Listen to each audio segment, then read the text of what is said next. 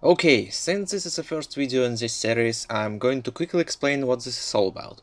In Reinstall, I'm going to take a quick look at old PC games, including some of those that I already played back then, and see how well they hold up and run on modern systems. It's not a proper review, it's just a look at technical stuff and how well the gameplay aged.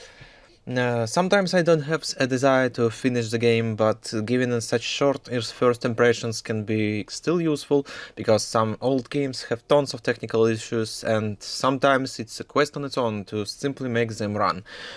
Speaking about issues, today we are going to take a look at Space Siege, game released in 2008 and made by Gas-Powered Games. This studio is mostly known for creating series such as Dungeon Siege and Supreme Commander.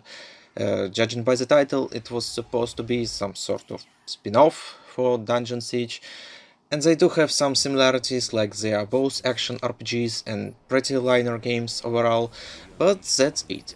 While Dungeon Siege was set in a fantasy world, Space Siege takes place on the last human spaceship that are trying to escape the aliens' attack after the annihilation of Earth.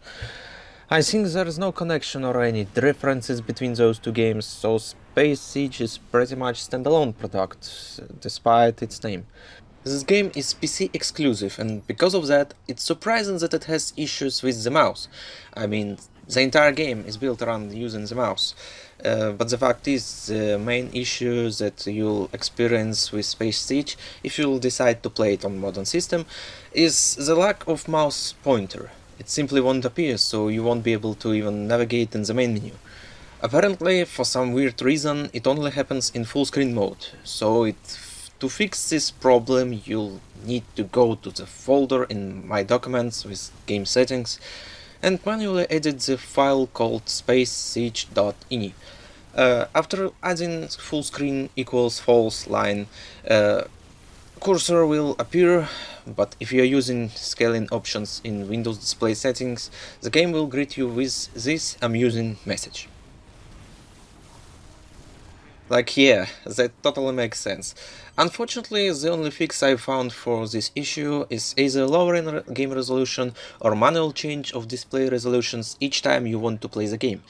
For such occasions, I use a program called Res-O-Matic that creates shortcuts to run apps at different resolutions, but for some reason it stopped working for me, but you can still give it a try if you have a similar problem. Maybe it will work in your case. If you don't want to play in windowed mode, download and use borderless gaming to remove borders. Anyway, back to the game. After fixing mouse pointer and window scaling problems, it is a smooth ride after that.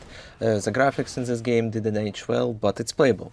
I haven't encountered any game-breaking bugs and glitches during the first hours of the game, though there is still some weird 75 frame rate lock that I didn't manage to remove.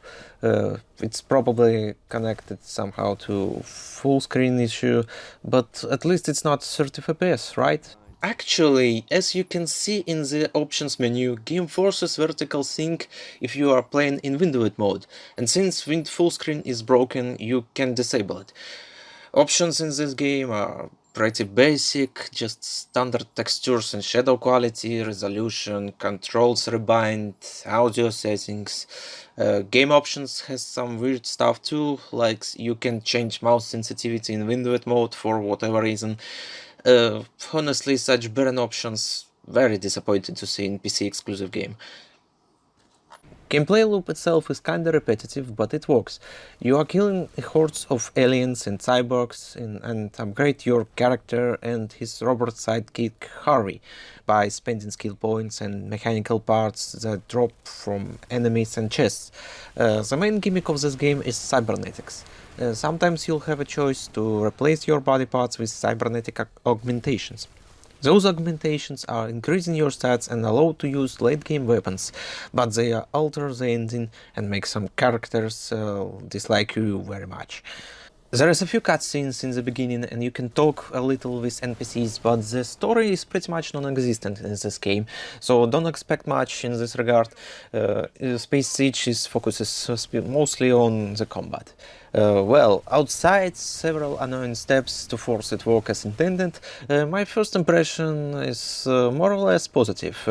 I'm probably going to make a full review on this game. At least you know now why exactly it was removed from the sale on Steam and other storefronts. It was probably too much trouble to fix the mouse issue for publisher, and they decided to simply remove it from existence.